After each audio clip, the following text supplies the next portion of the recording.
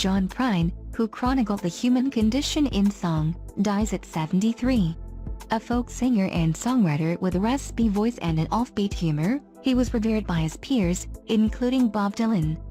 John Prine, the raspy-voiced country folk singer whose ingenious lyrics to songs by turns poignant, angry and comic made him a favorite of Bob Dylan, Kris Kristofferson and others, died on Tuesday in Nashville. He was 73. The cause was complications of the coronavirus, his family said. Mr. Prine underwent cancer surgery in 1998 to remove a tumor in his neck identified as squamous cell cancer, which had damaged his vocal cords. In 2013, he had part of one lung removed to treat lung cancer. Mr. Prine was a relative unknown in 1970 when Mr. Kristofferson heard him play one night at a small Chicago club called the Fifth Peg, dragged there by the singer-songwriter Steve Goodman. Mr. Kristofferson was performing in Chicago at the time at the Quiet Night. At the Fifth Peg, Mr. Prine treated him to a brief after-hours performance of material that, Mr. Kristofferson later wrote, was unlike anything I'd heard before. A few weeks later, when Mr. Prine was in New York, Mr. Kristofferson invited him on stage at the Bitter End in Greenwich Village, where he was appearing with Carly Simon, and introduced him to the audience. "No way somebody this young can be writing so heavy," he said. "John Prine is so good, we may have to break his thumbs." The record executive Jerry Wexler, who was in the audience, signed Mr. Prine to a contract with Atlantic Records the next day. Music writers at the time were eager to crown a successor to Mr. Dylan, and Mr. Prine, with his nasal, sandpapery voice and literate way with his song, came ready to order. His debut album, called simply John Prine, and released in 1971, included songs that became his signatures. Some gained wider fame after being recorded by other artists. All his nerves and left a little shrapnel in his name. They included Sam Stone, about a drug-addicted war veteran, with the unforgettable refrain "There's a hole in Daddy's arm where all the money goes."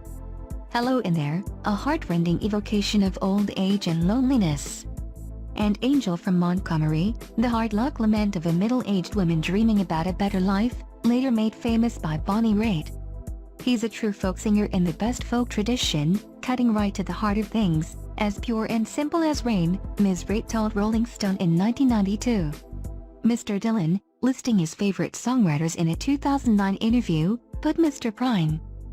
John Prine was born on October 10, 1946, in Mead, Illinois, a working-class suburb of Chicago, to William and Verna Ham Prine.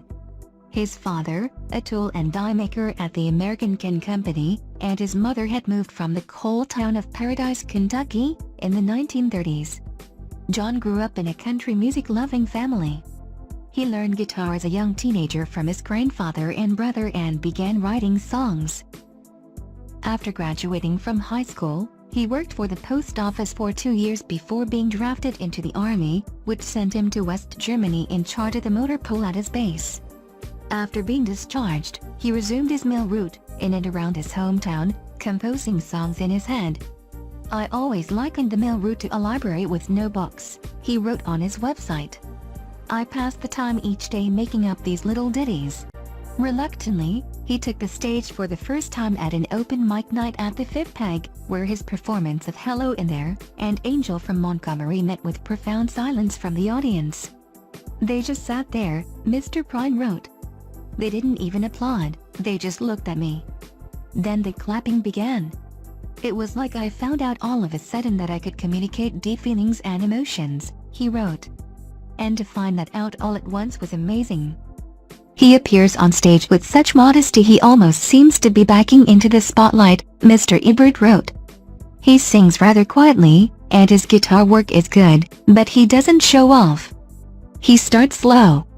But after a song or two, even the drunks in the room begin to listen to his lyrics. And then he has you." Mr. Prine had a particular gift for offbeat humor, reflected in songs like Jesus, The Missing Years, Some Humans Ain't Human, Sabu Visits the Twin Cities Alone, and the anti-war screecher Flag Decal Won't Get You Into Heaven Anymore. After recording several albums for Atlantic and Asylum, he started his own label, Oh Boy Records, in 1984. He never had a hit record, but he commanded a loyal audience that ensured steady if modest sales for his albums and a durable concert career.